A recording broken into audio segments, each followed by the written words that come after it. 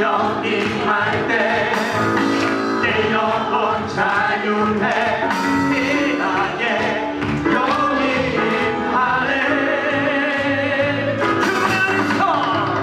주를 내 안에서 뛰놀며 춤추리. 왜 약간 송아지같이.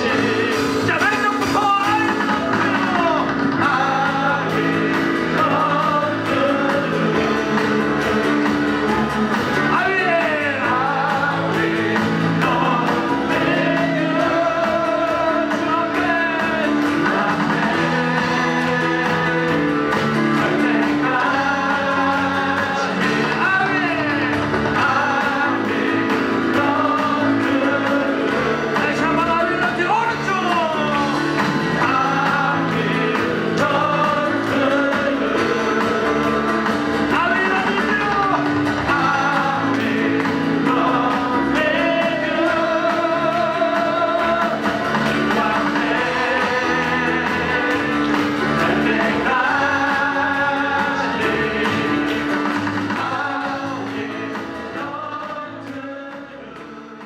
할렐루야, 환영하고 축복합니다. 오늘은 금요일입니다. 하나님의 말씀은 누가복음 15장 12절입니다. 그 둘째가 아버지에게 말하되 아버지여 제단 중에서 내게 돌아올 분깃을 내게 주소서 하는지라. 아버지가 그 살림을 각각 나누어 주었더니. 아멘. 주님의 보혈로 다 씻어주시고 오늘 또 예배 중에 우리를 치유하시는 하나님 아버지의 그 크신 사랑 앞에 모든 찬양과 존귀와 영광을 올려드립니다.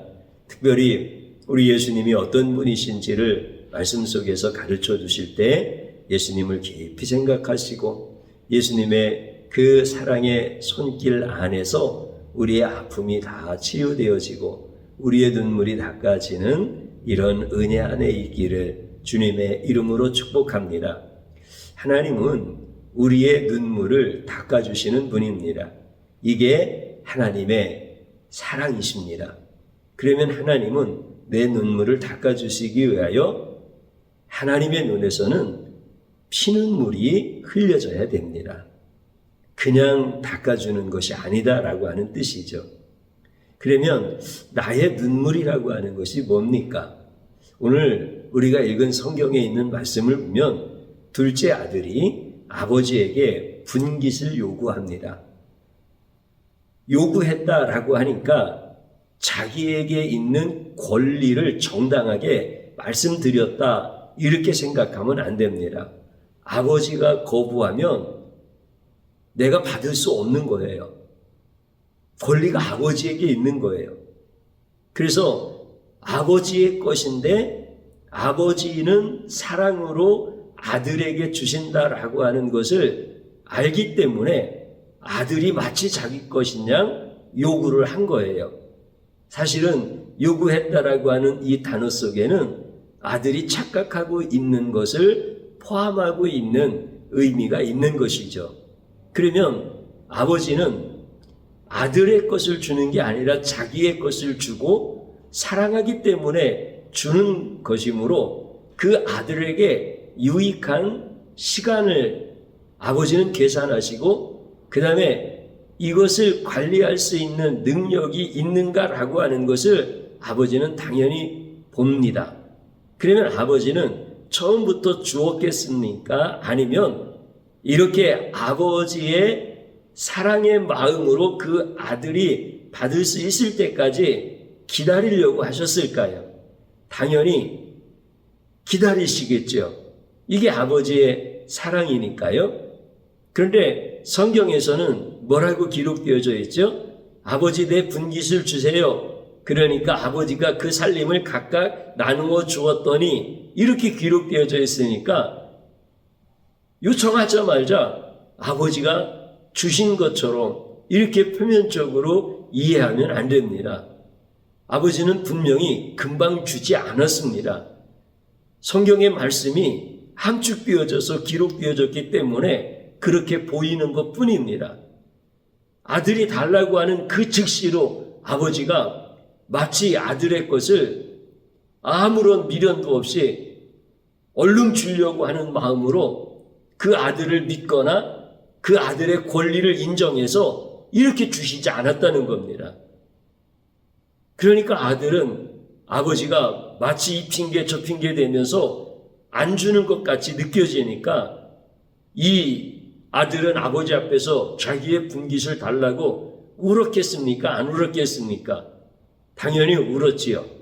마치 삼손의 아내가 삼손에게 수수께끼의 답을 알려달라고 거짓 눈물로 호소하는 것처럼 이렇게 아들도 아버지에게 거짓 눈물로 호소를 하는 거예요.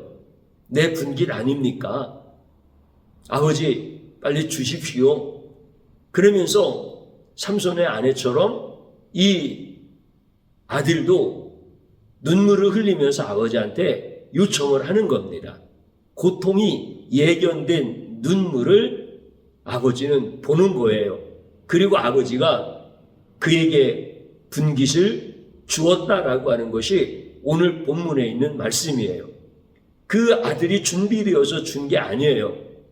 근데 그 아들이 고통이 예견되어진 삼손의 아내처럼 가짜로 흘리는 눈물을 우리 하나님은 닦아주기를 원하시는 분입니다.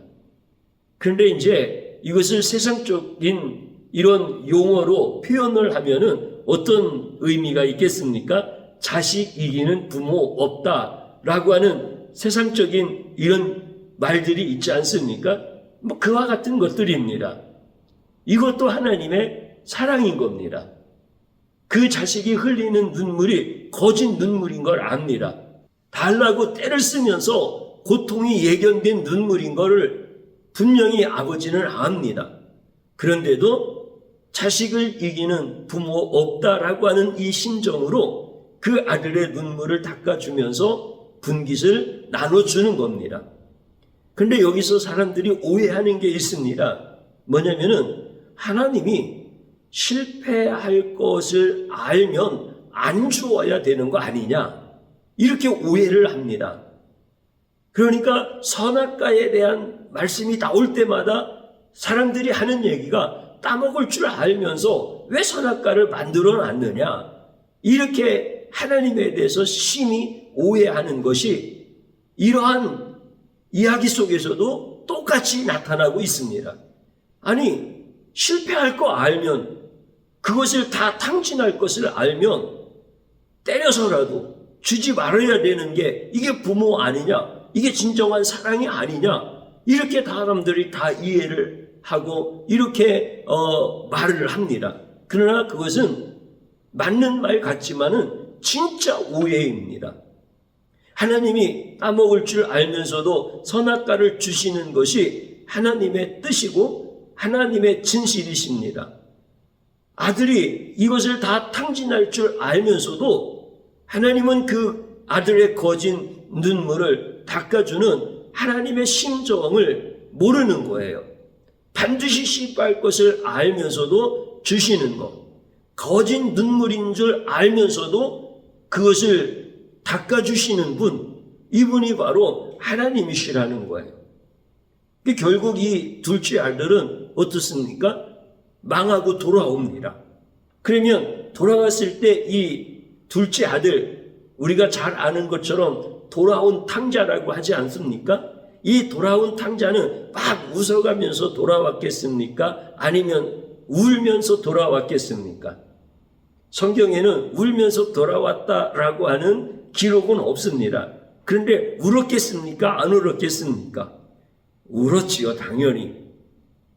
그러면 이때 돌아올 때의 눈물은 나갈 때 자기의 분깃을 요구하면서 흘렸던 눈물과 물리적으로는 같은 성분의 눈물이겠지만 의미는 같아요, 달라요? 당연히 다릅니다.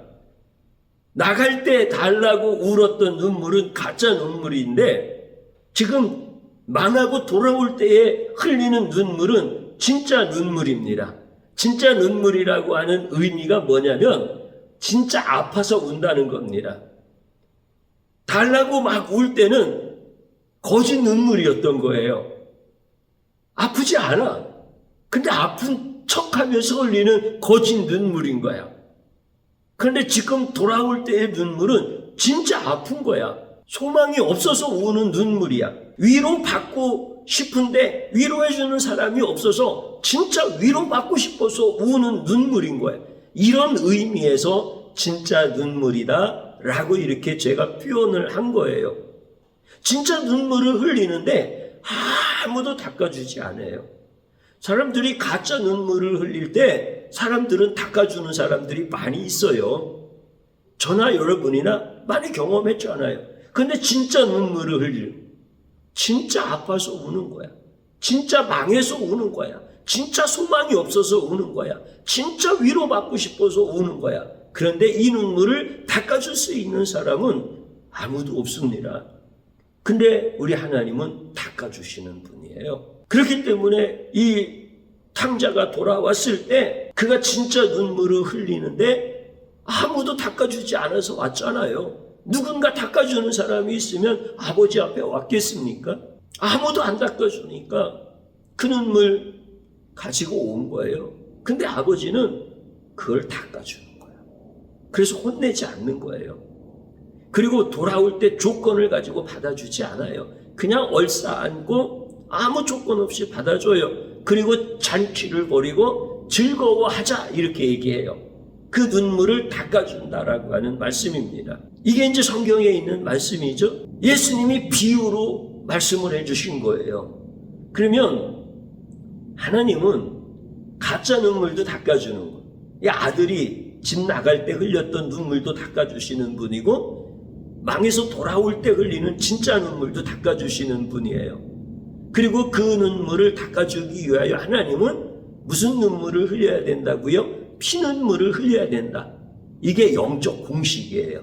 가짜 눈물도 닦아주시고 진짜 눈물도 닦아주시는 분은 하나님밖에 안 계시고 그 눈물 닦아주시기 위하여 하나님은 피눈물을 흘리셔야 된다. 이게 영적 공식이라는 거예요. 이게 공식이니까 에옷이라는 거예요. 나중에 이 공식을 증명해 주셔 주님이. 이게 주님의 또 다른 은혜입니다. 일단은 에우시는 거야. 그러니까 하나님이 참 좋으시죠. 내 가짜 눈물도 닦아주시고 진짜 눈물도 닦아주시고 닦아주시기 위하여 하나님은 피눈물을 흘리셔야 된다라고 하는 것. 참 이거는 어디에도 없는 거예요. 하나님 말씀 속에만 있는 영적 진리이고 공식인 거예요. 그러면 이제 예수님이 이 비유로 말씀을 하신 뜻이 있다라고 하는 거예요. 그러면 어떤 뜻이 있을까요? 한 인생을 볼 때 예수님께서 비유로 말씀하셨던 이 탕자라고 하는 이 아들을 통해서 볼 때 가짜 눈물에서 진짜 눈물을 흘리며 하나님의 사랑을 깨닫는 과정에 예수님이 있다는 뜻입니다. 가짜 눈물에서 진짜 눈물을 흘리는 과정에 예수님의 사역이 들어가신다는 겁니다. 타락한 인간은 가짜 눈물을 다 흘립니다. 이게 죄의 속성입니다. 그런데 예수님을 모르면 예수님께서 인생 중에 개입하시지 아니하면 진짜 눈물을 알 수가 없다는 거예요. 진짜 눈물을 흘릴 수가 없다는 거예요. 우리가 아파서, 우리가 슬퍼서, 우리가 괴로워서, 때로는 우리가 기뻐서 흘리는 모든 눈물은 가짜 눈물입니다. 자기가 주인 되어지고 싶은 눈물이라는 거예요. 예수님을 모르면 모든 인생 속에서 흘리는 눈물은 전부 다 가짜 눈물인 거예요. 오늘 둘째 아들이 흘렸던 그 가짜의 눈물에서 진짜의 눈물로 바뀌어졌다고 말씀을 드렸죠. 그 사이에 예수님이 개입하시는 거예요. 이걸 회개라고 하는 거예요. 여기에 예수님의 사역이 있다라고 하는 것을 예수님께서 가르쳐주고 싶은 거예요. 모든 인생은 가짜의 눈물을 흘리면서 살 수밖에 없는 것인데 진짜 인생의 눈물을 깨달을 수 있는 것은 예수님이 어떤 분이신가를 알고 예수님이 그 가짜 눈물을 흘릴 수밖에 없는 인생의 고통 중에 들어오시는 사건이 있어야만 인생의 진정한 눈물이 뭔지를 알게 되어진다는 거예요. 그리고 그 눈물 닦아주실 수 있는 유일하신 하나님 앞에 돌아올 수 있는 길은 예수님이 아니면 알 수가 없다라고 하는 거예요. 다시 말씀드리면 집 나갔던 탕자가 다시 아버지의 집으로 돌아올 수 있는 이 과정 속에서는 자기의 결단과 자기의 의지와 자기의 어떤 후회함으로 말미암아 새끼를 찾는 이런 인간적인 노력이 다 쓸데없다는 거예요. 할 수가 없다는 거예요. 인간적인 노력을 통해서 불가능하다는 거예요. 예수님이 개입하시는 거예요. 예수님의 사랑이 그 사람을 움직이는 거예요. 다시 말씀드리면 타락한 죄인이 구원받을 수 있는 길, 아버지 앞에 돌아와서 진짜 인생의 눈물을 닦아주시는 그분 앞에 나올 수 있는 유일한 길은 예수님밖에 없다는 거예요. 이걸 얘기해 주고 싶은 거예요, 예수님이. 다시 말씀드리면 예수님으로 말미암지 않고는 내 눈물을 닦아주시는 하나님의 사랑을 절대 모른다는 거예요. 그래서 내 눈물 아시는 분은 예수님 뿐이요, 내 눈물 닦아주시는 분은 예수님 뿐이라는 거예요. 여러분들 잘 생각해 보십시오. 지옥이 두려워서 눈물 흘려본 적 있었습니까?